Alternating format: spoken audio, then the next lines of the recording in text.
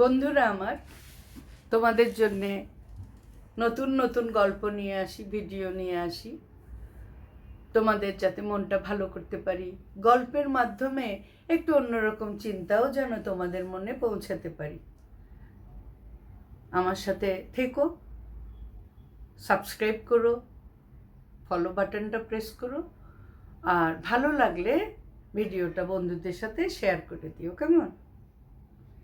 তো বন্ধুরা, সবাই বলে, আমরা সবসময় শুনি যে বিপদে ধৈর্য ধরতে হয়, বিপদে কখনো দিশেহারা হতে হয় না, না এরকম শুনি না?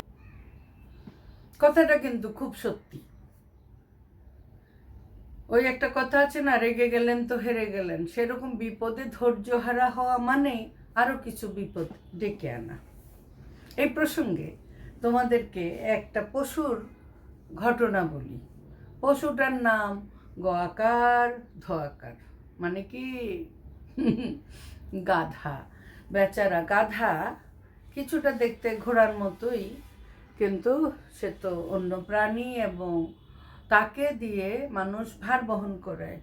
আর বোকা মানুষকেও মানুষ গাধা বলে বকাঝকা দেয়, গালি দেয়, তাই না? তো এবার একটা গাধারই ঘটনা বলছি।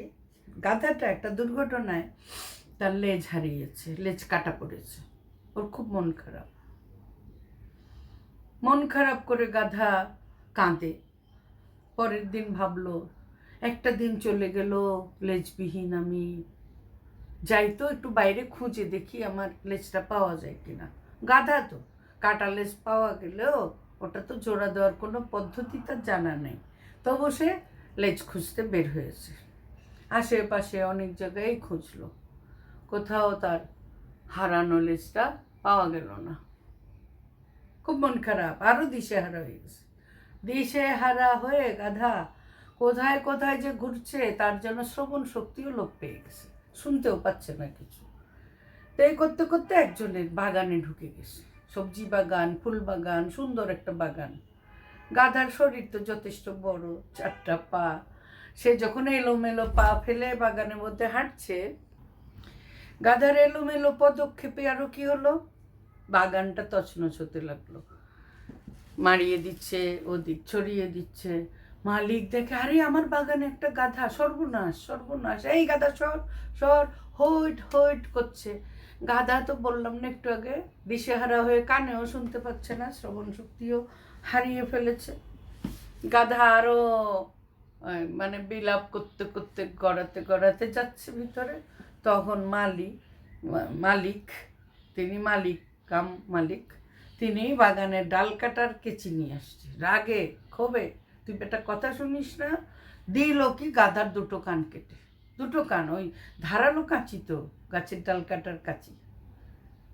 2 কান হারিয়ে গাধা এবার রক্তাক্ত এবং চোখ দিয়ে পানি পড়ছে, বেদনার্ত হয়ে সে মাতালের মতন বের হয়ে আসলো বাগান থেকে। লেজের শোকে দিশেহারা হয়ে এখন সে 2 কান হারানোর শোকে মর্মাহত। কি বুঝলে বন্ধুরা? কথাটা তাহলে ঠিক না? কি দিশেহারা হয়ে গেলে, ছোট বিপদে দিশেহারা হলে আমরা আরো বড় বড় বিপদও ডেকে আনতে পারি। তাই আমাদের যে কোনো পরিস্থিতিতে চেষ্টা করতে হবে মাথা যেন ঠান্ডা রেখে সিদ্ধান্ত নিতে পারি। কেমন লাগলো গল্পটা কমেন্টে জানাও। কেমন ভালো লাগলে শেয়ার করে দাও।